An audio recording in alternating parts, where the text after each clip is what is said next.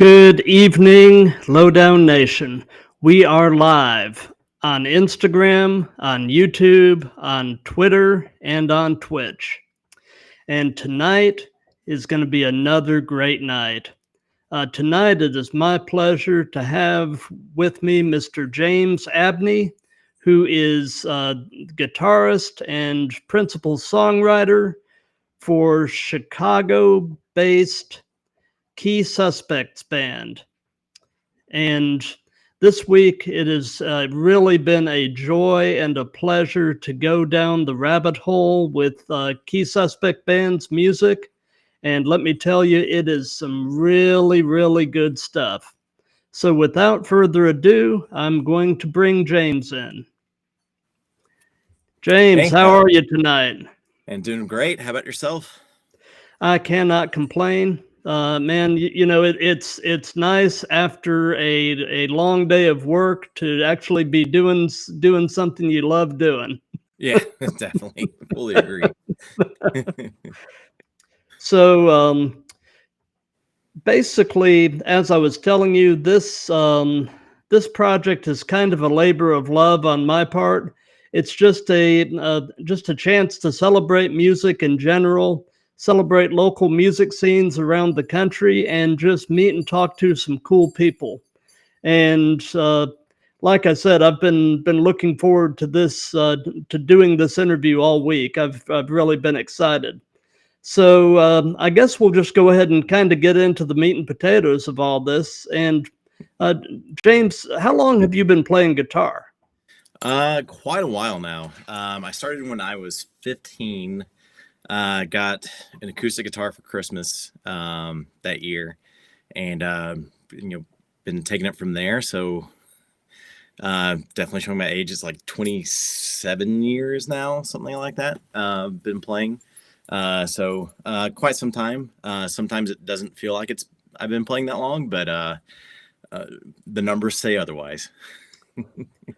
I completely understand. I'm at this point in life, I'm primarily a bass player, but I'm a converted guitarist. And, I started playing guitar, I guess, early teens. And, it was really an off and on thing. And, I'll be 55 later this year. So it's been quite a while.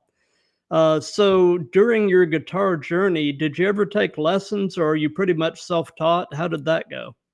I started off just teaching myself. I had a brother-in-law, my sister's now ex-husband. He played guitar a little bit, and he showed me some things. And my grandfather played a little bit as well, so he showed me a little bit.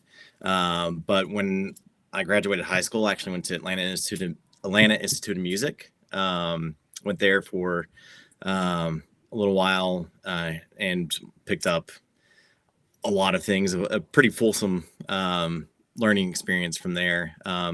Most of the stuff I'd picked up a lot of stuff of my own, but it really refined everything, and I came out a much, much better player after going through there, and just a better all-around musician. So besides guitar, do you play any other instruments?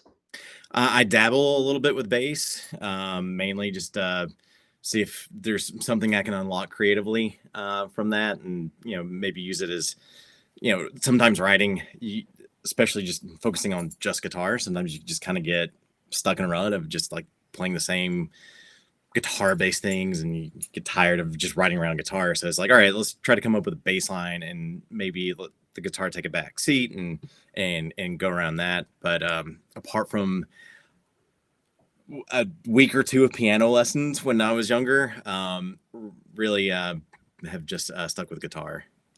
Gotcha. Yeah, I understand what you mean about the way I got into bass actually is 4 years ago. My son took up guitar and he absconded with all my guitar gear, and and so he and my wife surprised me with a bass, and I had never touched a bass, let alone tried to play one, until about 4 years ago, and I discovered fairly quickly that all these years I've been a bass player and I just never really knew it. But Awesome. but I understand what you mean. Sometimes you get to feeling in a rut, playing the same three chords in the truth over and over again. Yeah. So, tell me about your current gear and live setup. What do you usually play live? What do you play through? Do you use any effects? That kind of thing. See, now you've opened up a whole can of worms, because I do use effects and I use quite a lot of them. Not all the Okay. time, but I, yeah. Well, let's start with guitars and we'll go to amps and then we'll go to effects because that's going to take up the most. As far as guitars, sometimes I'll switch it up for what we're using live, kind of based on what we're going to do for a set list. I'll typically bring something with humbuckers. I love 335s, Les Pauls, Hmm.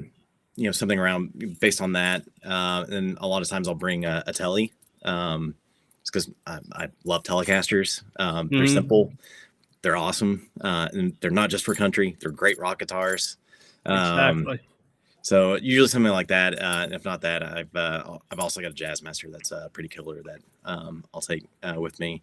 As far as amps, my main amp is a Supro Blackmagic Reverb, which is absolutely fantastic amp.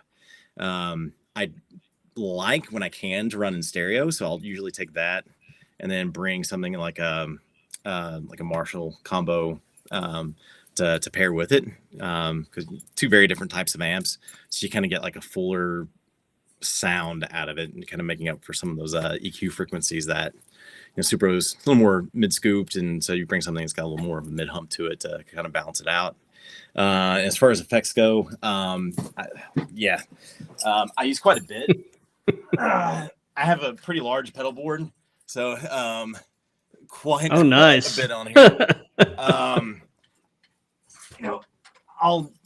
I like to rely on fuzz quite a bit. Hmm. So I have some like different ones that I kind of run with. Almost always an octave fuzz that's on the board. Hmm.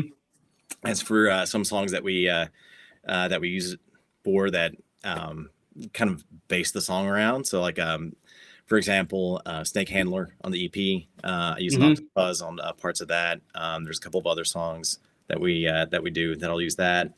Um, I have pretty much all the other effects. I'm a big phaser fan, so I'll usually have phaser on some songs, like Better Angels on the EP.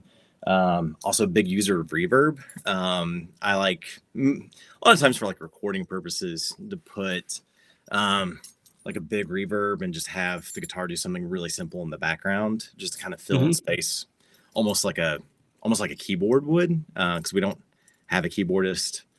I would be doing a disservice if I were trying to play keyboard on any recordings or live. So kind of try to use the guitar creatively in that way. And then, a few other things like I got like Univibe, chorus, flanger, tremolo, and the like on that. So yeah, I'm big fan of using effects and trying to add and fill in space, and especially like because we do have two guitarists. Aaron's our other guitar player, Hmm. so while he's maybe doing one thing, I can do something with an effect to kind of like play on some texture. Maybe even if we're playing the same thing, add an effect on it and kind of create kind of different dynamics between what we're playing. But as for live, that's what I typically do. And on the recording, just because it's not really practical to mic stuff up in a Right. basement in a house with young kids. I use the I use the Universal Audio amp effects, like the Lion and the Ruby and the Dream, like they're amp emulators, but they do a fantastic job. So those are all over the EP for recording guitar for both me and Aaron. Hmm. And it's just nice to kind of like have nice, compact, easy to use options that are really convenient to record, and like different sounds that you can kind of like match up with and create really cool sounds out of. Nice. Nice. So I have a feeling I know the answer to this, but do you have a preference yourself between acoustic and electric guitar, or is it a situational thing? I mean, if it came down to it, like if it's like, all right, you can only play acoustic or electric for the rest of your life and you only had to choose one, I'd choose acoustic. Hmm. Mainly because I started playing it on acoustic. I think just the simplicity of it, especially now as kind of being more of a writer and not as much of just purely a guitarist anymore. Hmm. I think that's what I would end up going with over electric, even though it'd be a tough decision because there's a lot of fun stuff I can do with electric and Oh yeah, but just the acoustic. There's just something I don't know, man. There's something primal about it. It's great. I feel you. I feel you. So, musicians have a tendency to collect gear. Do you have anything really unique or unusual in your arsenal that you'd like to talk about? I don't think I have anything that's like crazy, out of the way, like really weird. I don't have anything like that. Um, I do have gear that I end up like getting and trading in and getting other stuff often Hmm. because I think it's just what we do as musicians, especially Right. guitarists, bass players. Yeah. Um, I man, yeah, I don't think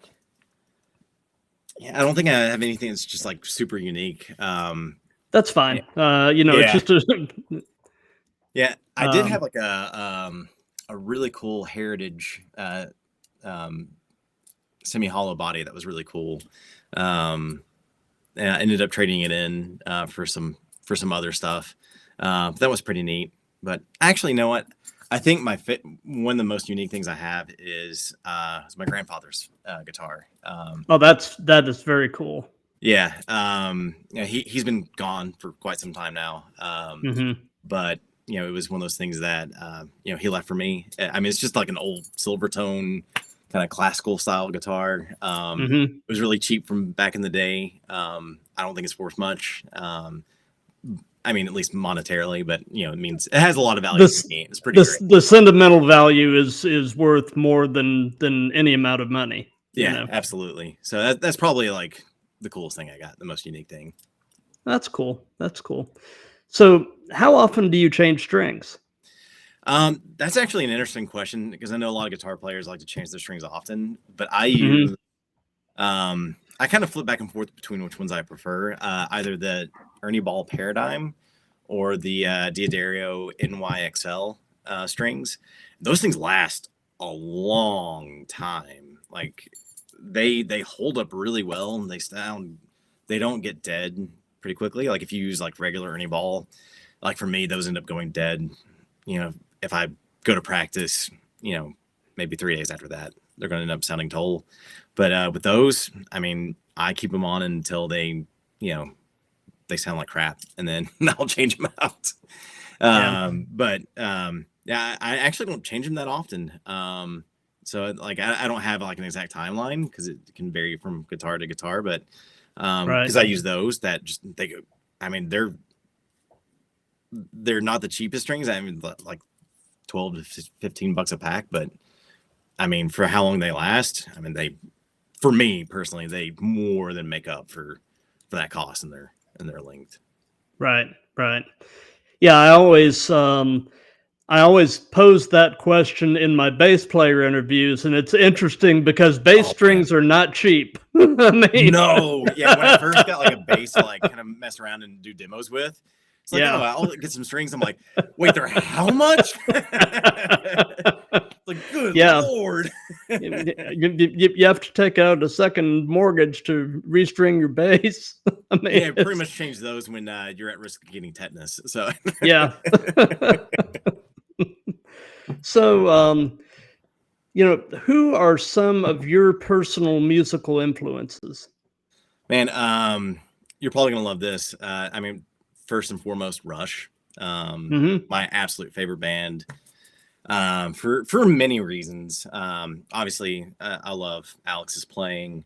Oh, yeah. Huge influence on me. And it's not really his lead playing that had an influence on me, because a lot of times his leads were just weird. Mhm. And that was definitely encouragement to like think outside the box. But a lot of times it was his rhythm playing and his riffs that really had a much larger impact on me, kind of fitting into like how to make this really cool stuff fit into songs, and like Mhm. chord voicings that he used on a lot of stuff. That's had a huge influence on me, more than anything else. And of course, the rest of the band. I mean, Neil's the GOAT, Oh, obviously. yeah. And then Geddy is just just fantastic as a player. But for me too, it's just like I discovered them when I was in high school. Mhm. Yeah, I grew up in a pretty conservative household, so I didn't start listening to secular music until like I was a teenager. Gotcha. And I discovered them, and it was just like, wait, these guys are really weird and bizarre, and they've made it in the music industry. It's like, and they're kind of famous as like, I guess it's okay to be a little weird and kind of just be yourself. As an Mhm. awkward teenager, that was like that meant a lot. Just outside Oh, the music yeah. itself, it was a nice message to have at that time in my life. So yeah, that was. Absolutely. I'm actually just finishing reading Getty's autobiography, which is, if you haven't read it, it is Oh yeah, an amazing read. yeah. I Um, pre-ordered it and read it over the Thanksgiving holiday. I was yeah. just pumped for it. Yeah, Oh, yeah.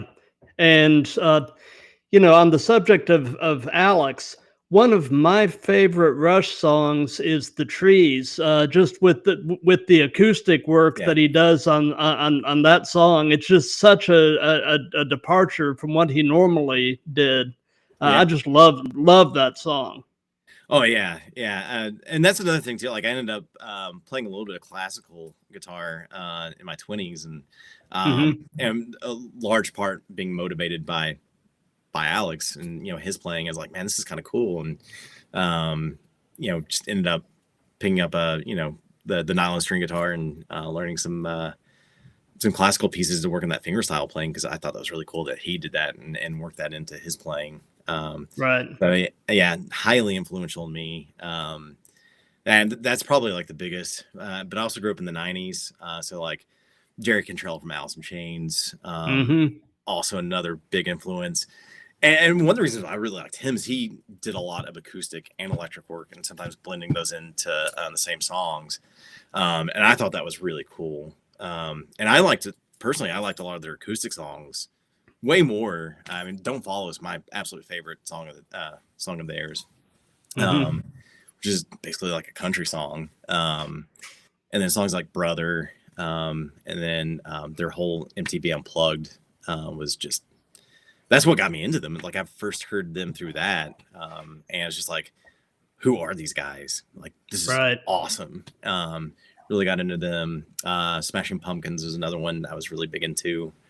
When in my younger days, uh, and then kind of from there, just kind of took off, just whatever I could get my hands on, and just start learning and being influenced. And yeah, I think later in later in life, different musicians have popped up and been influential. I'm a huge Jason Isbell fan. I really like his writing. I really like his guitar style, especially his slide playing. I think is just fantastic. Um, Even though they're not super heavily guitar based, but they've been really influential on me as a writer. Band called Elbow, out of England. They're just great songs. They just write great music. Just wonderful stuff to listen to. And then I think probably in the past few years, Biffy Clyro, a band from Scotland. That's kind of like progressive-y, but kind of almost like pop rockish. It's kind of hard to explain.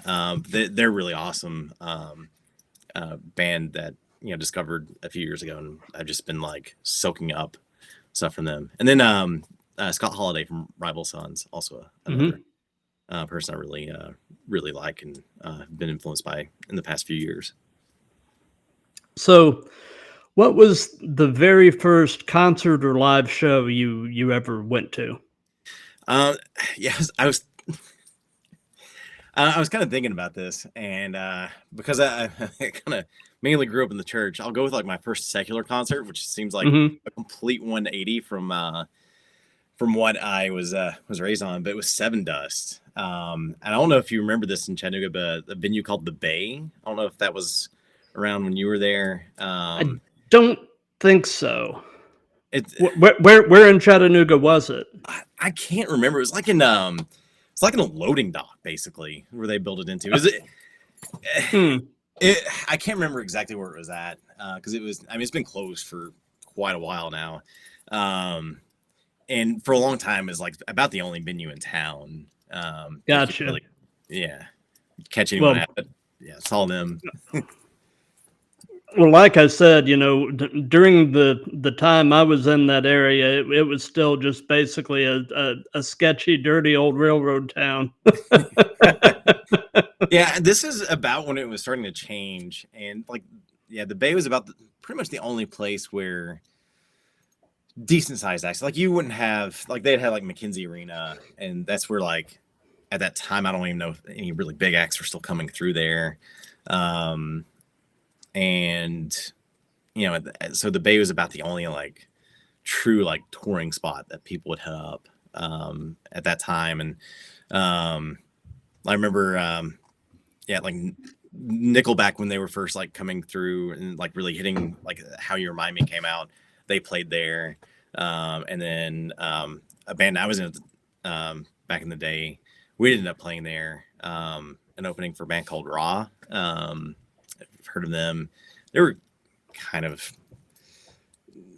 marginally successful back around the early 2000s. But that was a terrible venue to play at because there's like columns on the stage. And so like if where you're standing, it's like you're blocked from the audience. Or if you're in the audience, you're like, oh, I'm right in front of this column. I can't even see the drummer. It was an interesting spot, but things have changed and there's much better venues there now. But yeah, Seven Dust, first one to see live. Interesting experience. Oh, I'm sure. I'm sure. Particularly, coming from a mostly Christian music perspective, Yeah. and I'm not knocking Christian music. There's a lot of really good, really talented folks in that Oh yeah. industry. I Yeah, mean, very for much so. sure, for sure. I'm a big fan of Phil Keggy. Oh yeah, guy's Yeah, incredibly talented. Yeah, yeah, he is. He is. very talented. So, in the course of your musical career, have you had a chance to meet any of your musical heroes? So yes, back in a band I played with, back in Chattanooga, the band's called Atomic Eyes, and we end up getting booked to play. We hadn't.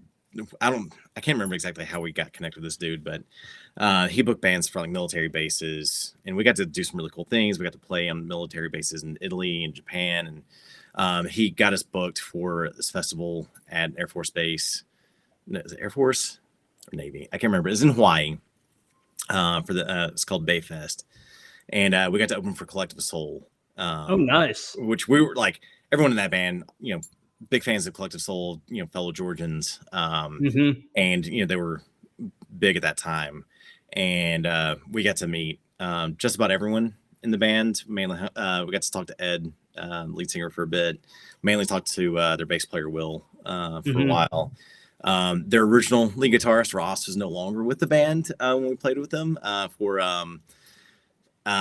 what I was told was rather salacious reasons. Um, so did not get a chance to meet him because he was no longer with them. But yeah, got to meet them, and that was really awesome. So that was definitely a Very highlight. cool. Very cool. What I'm going to do is I'm actually going to flip over to the Instagram tab and just see if anybody is making any comments or anything in the chat over there. So it'll just take me a quick second here. Um,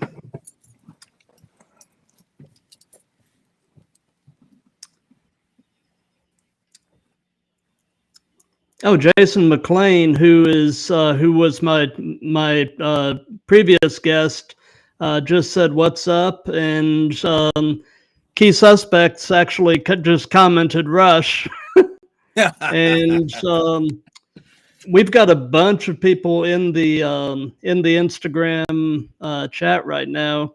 JT from Death Blender, who are a local Atlanta band, is in the chat right now, and Awesome. yeah, we've got a pretty good turnout on the Instagram front. Cool. So moving along here, James, away from music, what are some of your hobbies and interests? Well, I've got 2 young daughters, so that takes up a significant amount of time. As it should. Yeah. So usually doing dad stuff most of the time. Try to get some exercise. I really enjoy running, but sometimes I don't always get an opportunity to do so for like work, music, and kids, stuff like that. Really enjoy listening to music. I know that's not necessarily away from music, but I like just hearing new stuff, trying to find new artists. Sometimes just revisiting old classics I might have passed over when I was younger. I like to do a lot of reading, TV as well. Like to try to find good stuff to watch, and then I binge everything and then get finished. And I'm like, what do I do next? What's next on the list? Right. Absolutely. So, what we're going to do, we're fixing to get into the subject of Key Suspects.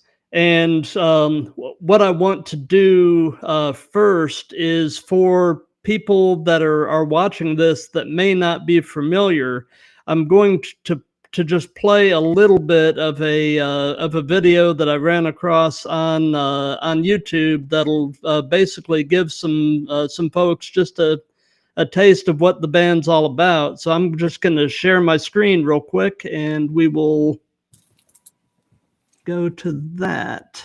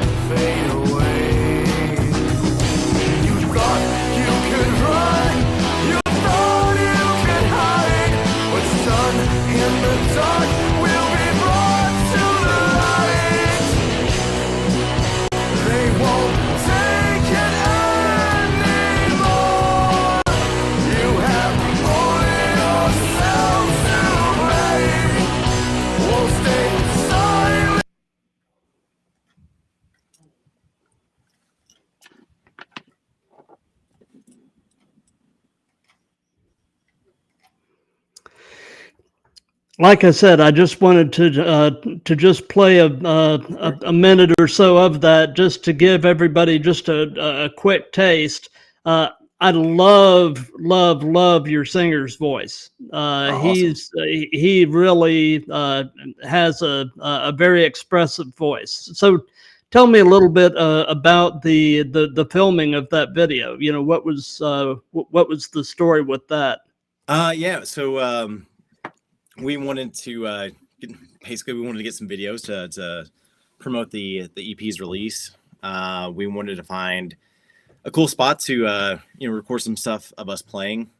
We took some inspiration from Stone Temple Pilots. They recently, or I think during the pandemic, did like a video shoot of them playing Purple from like start to finish. It's basically them in the studio playing it, and we're like, yeah, that'd be kind of a cool thing if we did that as well.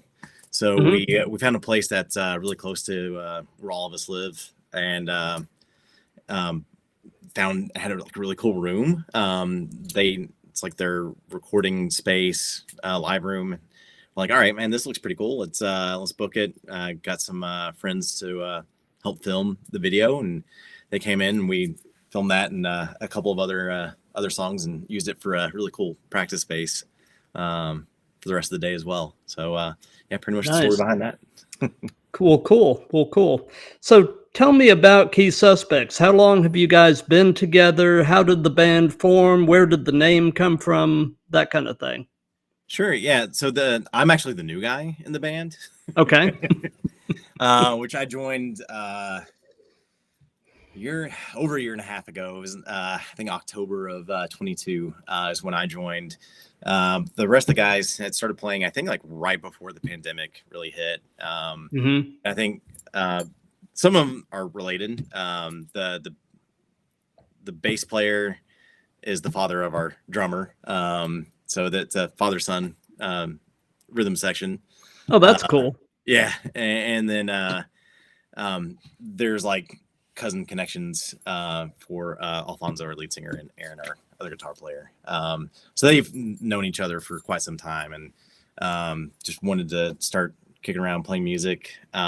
Mainly started doing covers. I had put something on Craigslist of all things, which is the only way, by the way, the only way to meet other musicians in Chicago is Craigslist. For whatever reason, there's no like Facebook community. There's no like, or at least an active one for like finding other people to play with. Mm-hmm. So I put out that I was like looking for a band to do original music with, and they saw that showing it like Berwyn. It's like, hey, we're all in Berwyn too. So they reached out, met up, and then the rest is history. So yeah, been together for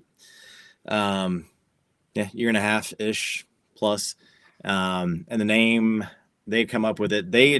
They're big fans of the Black Keys and also big Mm-hmm. fans of Highly Suspect. And we did a lot of those covers for a while. And they thought it'd be like, all right, cool. Key Suspects, kind of like a There you tribute go. to both of those bands. Where it was pulled from.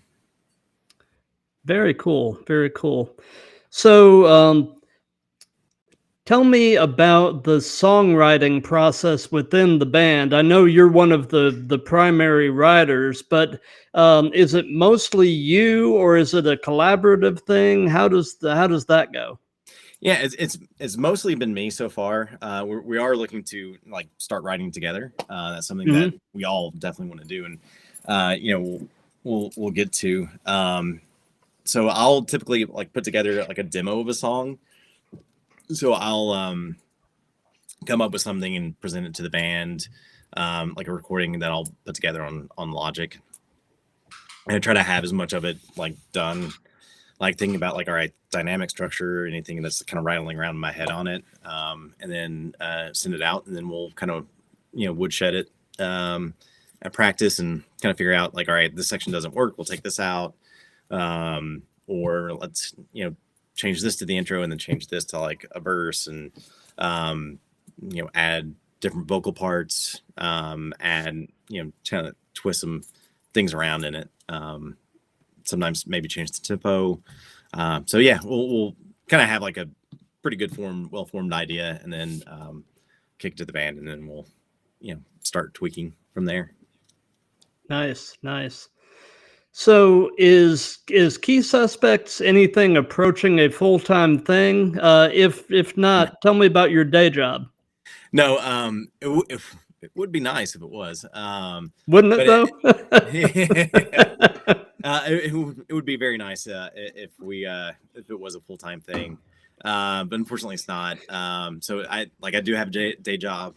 It's the most, well, maybe second most unrock and roll job after maybe accountant, but I'm actually a lawyer. Oh, cool. Yeah. So do that to pay the bills and keep my gear buying habits funded. So I got you. You're actually the second attorney I've talked to on one of these. Oh, nice. I actually spoke with the bass player for a band out of Ohio called Kill the Fall, and the bass player is actually an immigration attorney. Oh, So nice. yeah, Cool. yeah. So you're in good company. Nice. Awesome.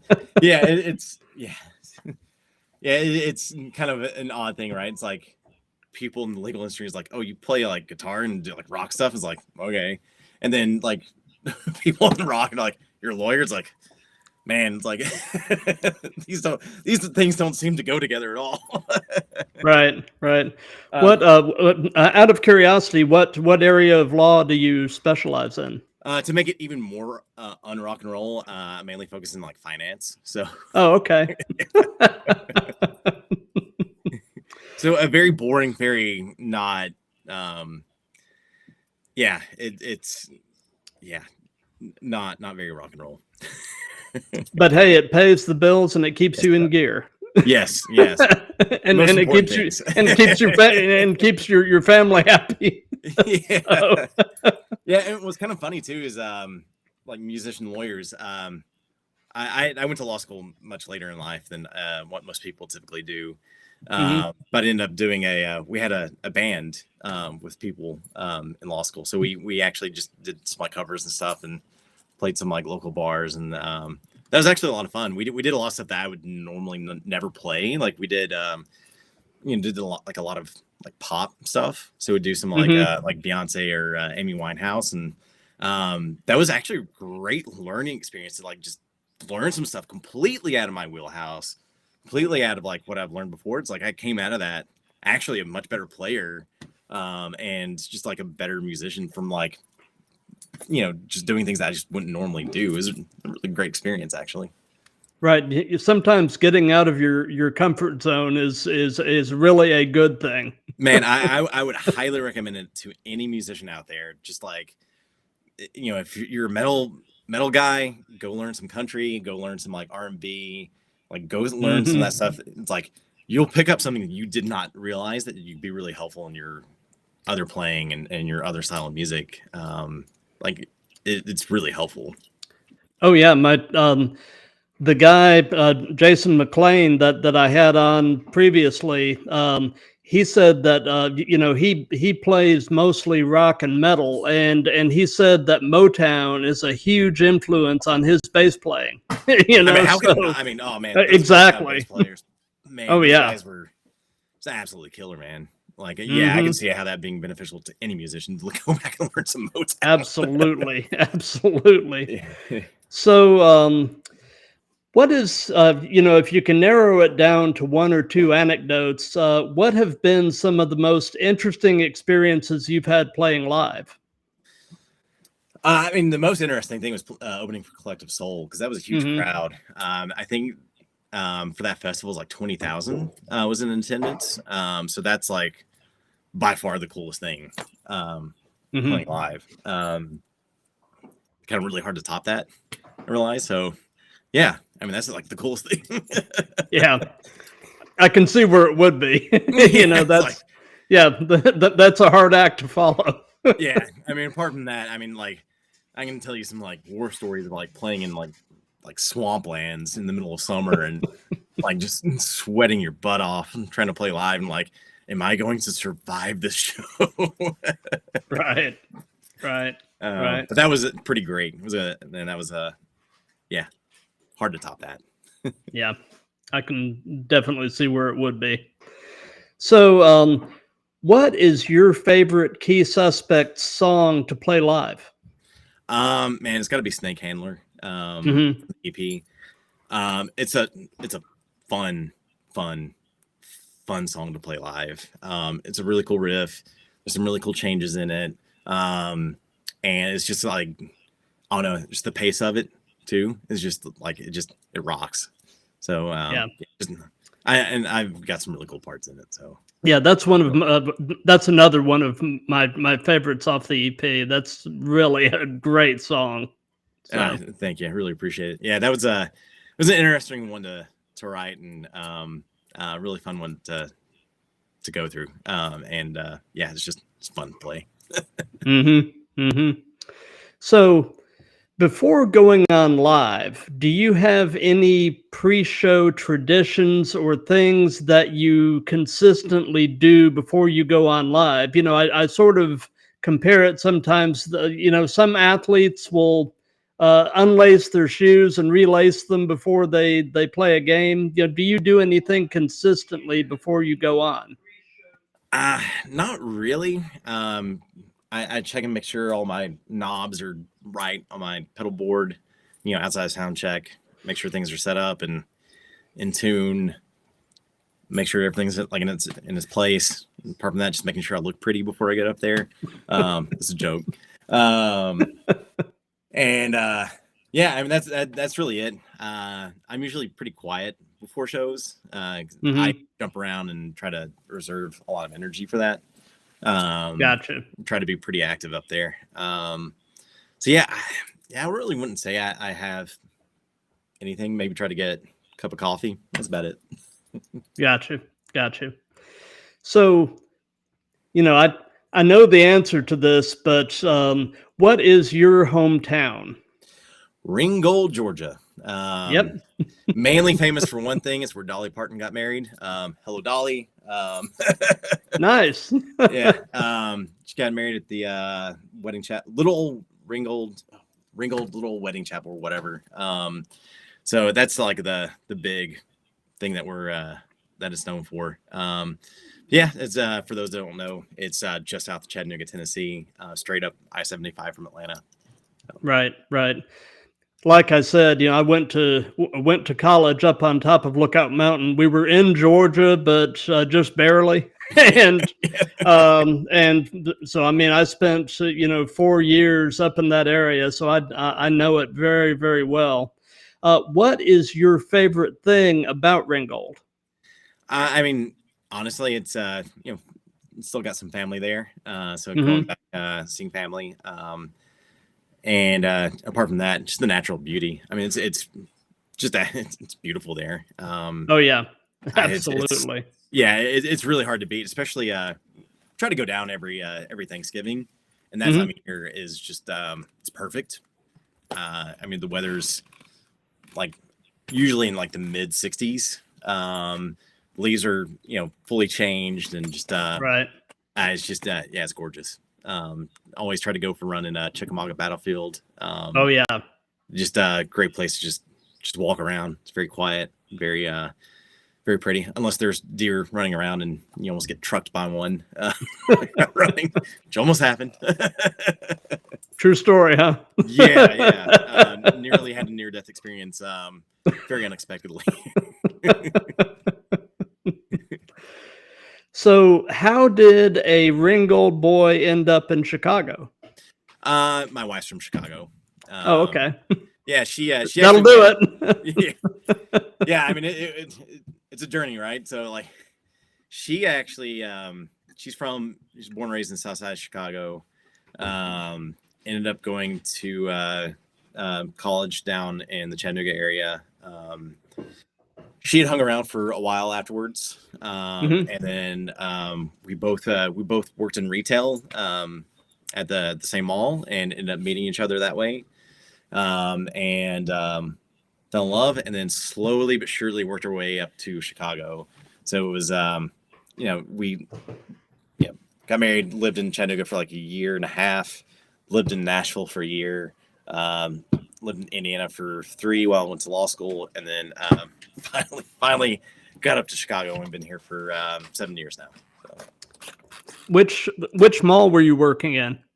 Oh, Hamilton Place, man. Oh yeah, good times. Good times. Yeah, Hamilton Place was a place that you frequented because there wasn't at least at that time there wasn't a heck of a lot else to do in Chattanooga. What's hilarious? Like I remember when it opened when I was a kid. They still use the same Christmas decorations from when they first opened. Really? Yeah. They have not invested. They've remodeled the place. They've got those same like kind of like bold like red and green like very like 80s kind of like bold colors for like decorations, even though that's not like the theme in the mall anymore. They still use that to this day. Just never invested to like change that. Wow. Well, shout out to Hamilton Place for being very frugal. Oh man. Wow, what memories. Yeah. So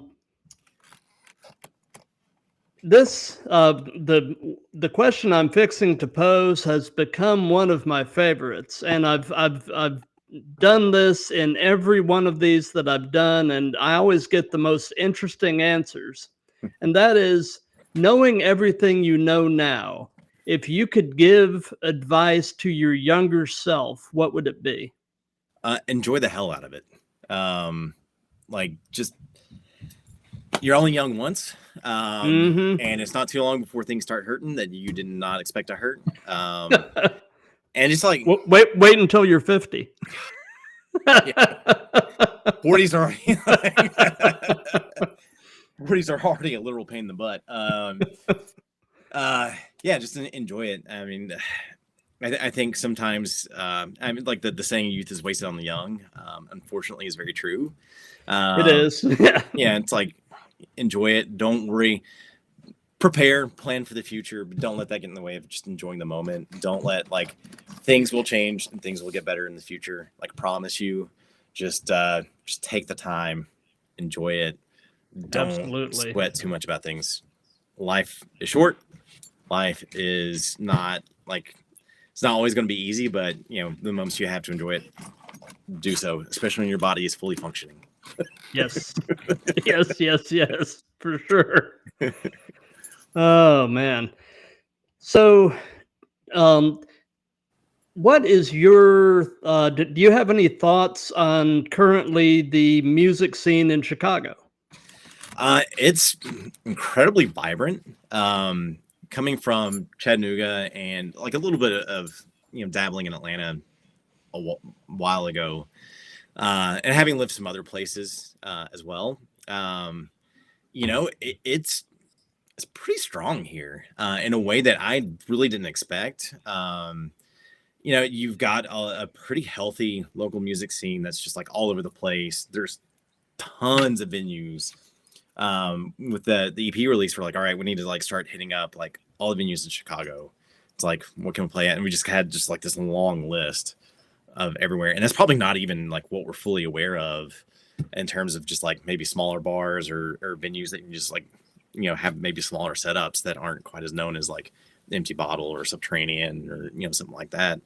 But it's pretty expansive and there's musicians everywhere.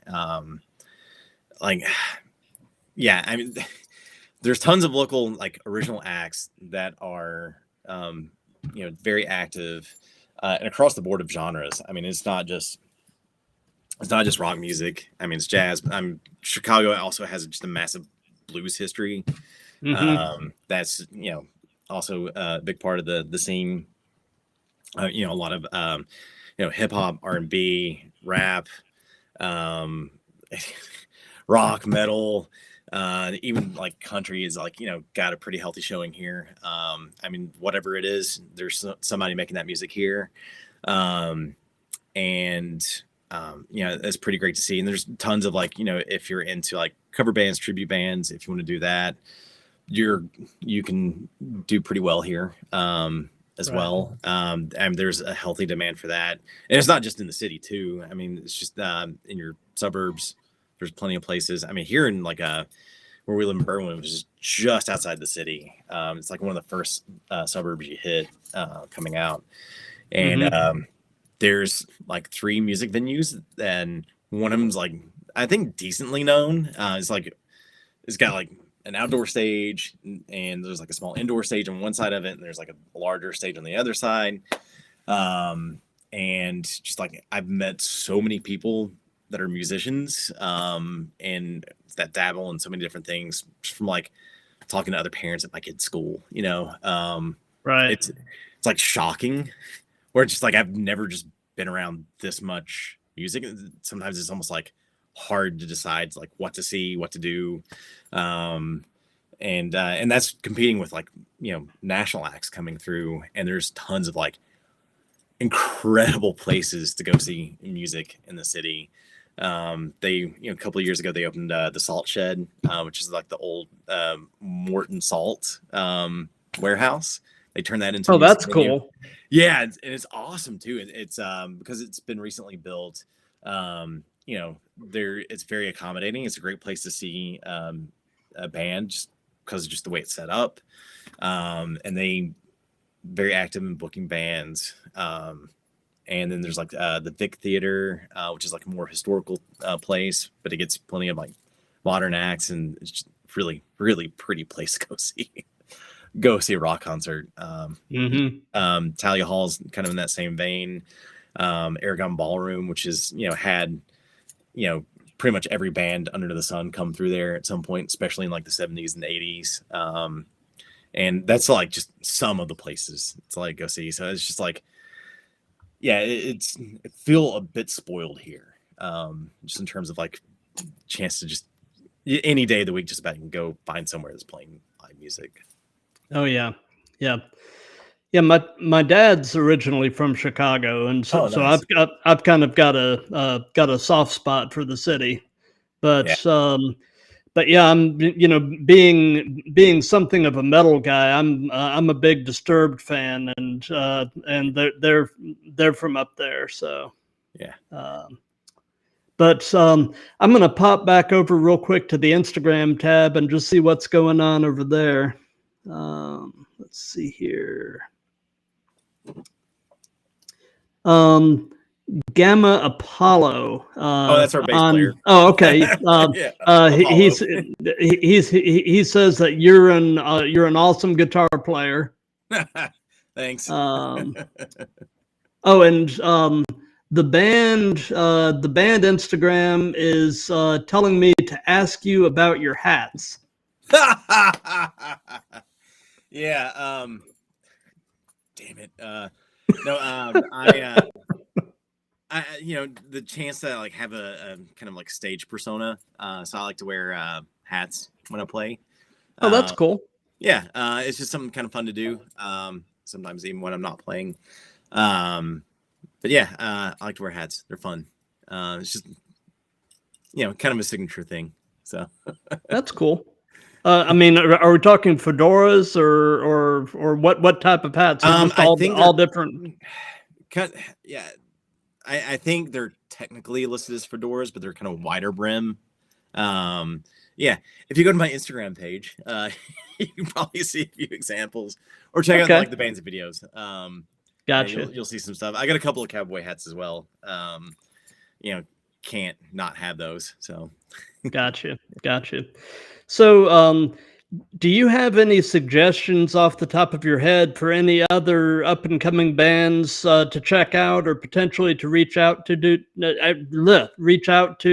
one of these interviews?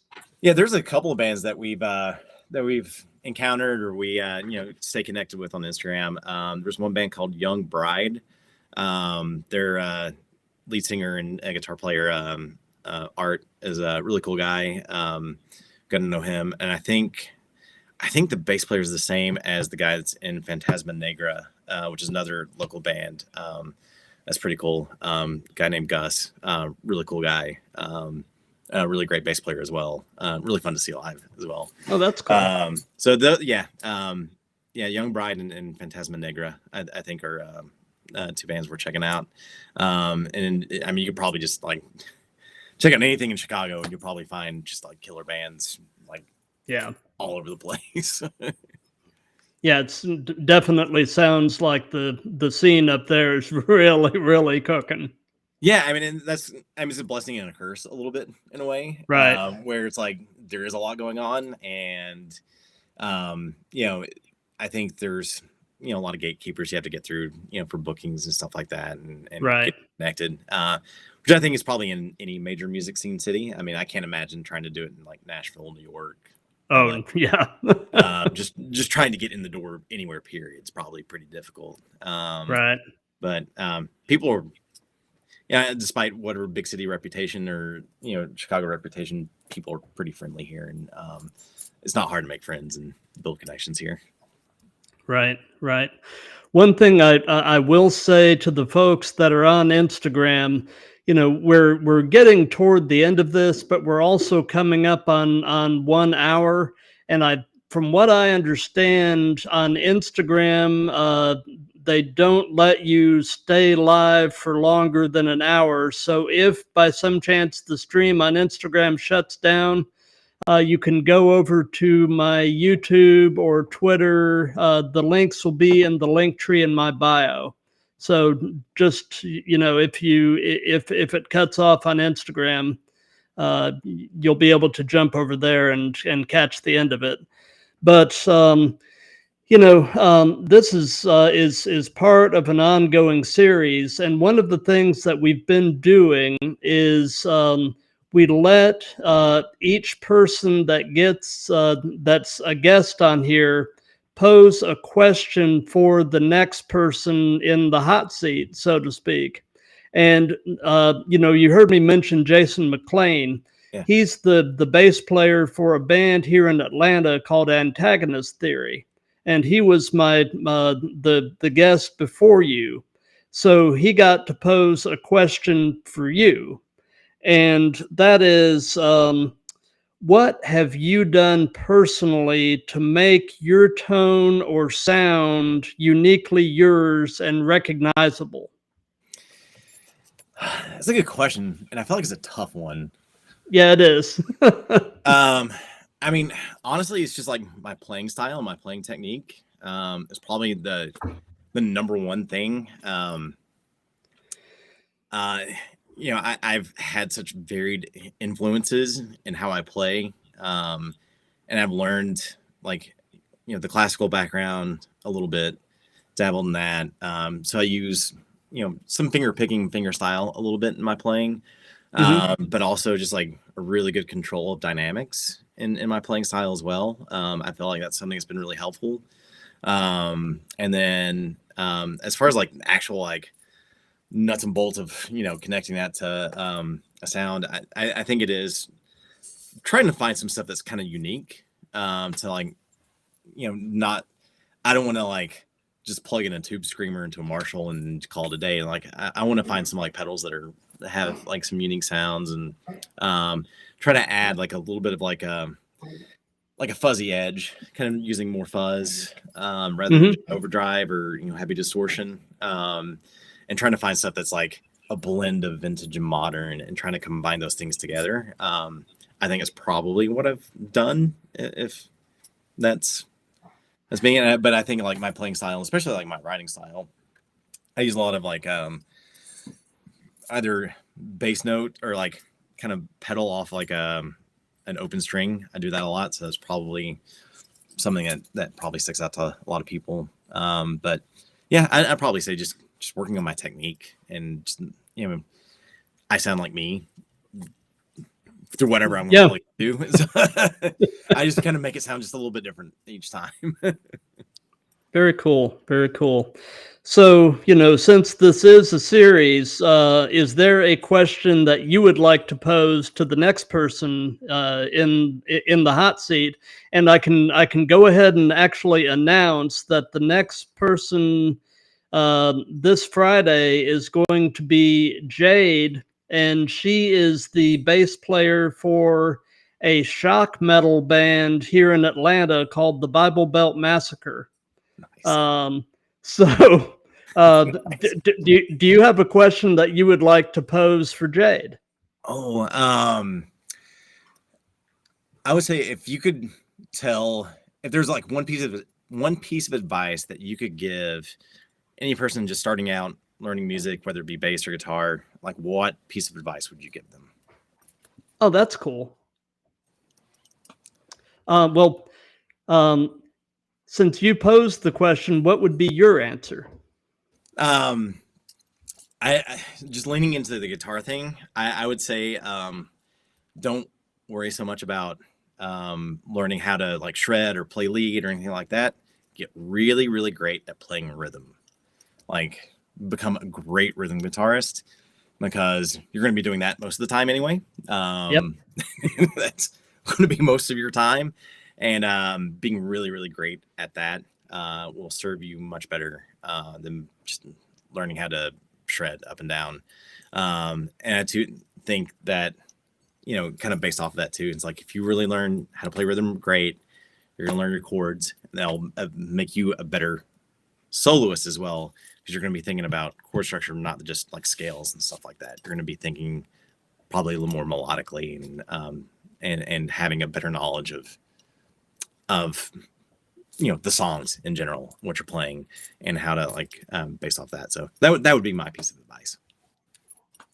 Very, very good.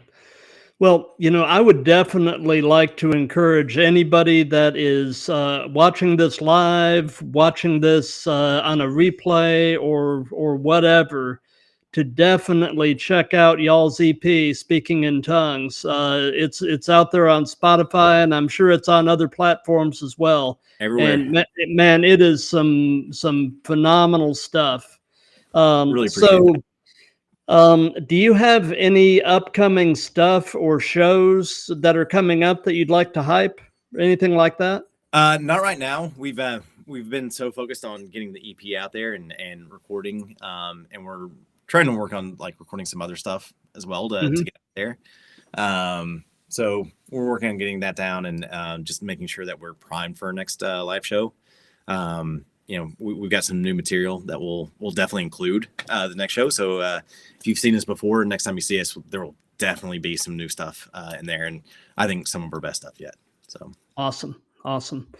So aside from the Key Suspects Instagram and YouTube that I've got listed here in the ticker on the bottom of the screen, is there any other additional social media or web presence for the band or yourself that you would like to hype? We've got our website, keysuspectsband.com. We've got some videos up there. We've got our YouTube. We've got a Facebook page. I personally don't use Facebook. I don't either. Yeah. But I am on Instagram. I'm the seldom seen analog kid, which is a combination reference of an Elbow album and Rush song. So kind of blending two bands that I very much love together. You can check us out. I think Instagram's probably what we're most active on. So definitely stop by there and come check us out. Follow us. Please go listen to the EP. We put a lot of work into it, and we enjoy it. We love it. We think everyone else will too. Gotcha. Yeah, I figured Analog Kid was a Rush reference. It's my favorite Rush song, even though my favorite Rush album is Permanent Waves. But it's the Analog Kid, man. For some reason, that song just hits close to the heart. So absolutely, yeah, closer even. I'm going to take one final look at the Instagram chat, and then we'll start to kind of wrap this up. Let's see, what do we have over here? Well, we looks like my dad has joined. First One Dies, which is another Atlanta band, is in the chat. The Key Suspects is basically just thanking us for doing this. And I want to thank everybody that's watching this for taking the time out of your evening to watch. If you like what we're doing here, definitely spread the word. Give us a follow. Check out my other socials. Like I said, all that is available in the link tree in my bio. And, if you're watching this live, thank you. If you're watching this on replay, thank you. Thank you for taking the time. And James, thank you for your time and for doing this with me. This has been a blast. Yeah, I've had a great time. Thanks for inviting me. I really enjoyed it.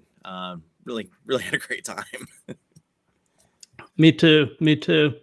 So anyway, um, all of you out there, like I said, I'll be live again Friday night at 8 p.m. Eastern with Jade from the Bible Belt Massacre, and we'll look forward to seeing you guys then. And everybody have a great night. Be safe, and we'll talk to you soon.